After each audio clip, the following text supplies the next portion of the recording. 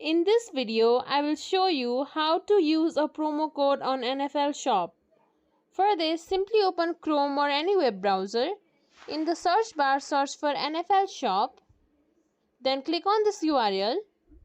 Now from here, you can shop for the items. Simply click on Shop Now and then put the items in your cart.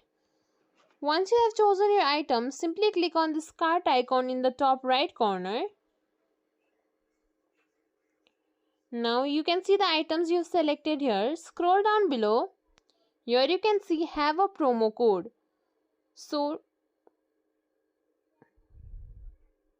here you can see have a promo code. Simply click on this plus icon.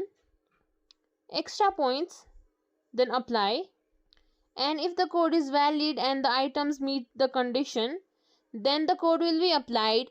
Here you can see from the total of the items, promo saving has been done. After that, you have a new subtotal. And with this promo code alone, you can save $42. And from here, you can simply proceed to checkout.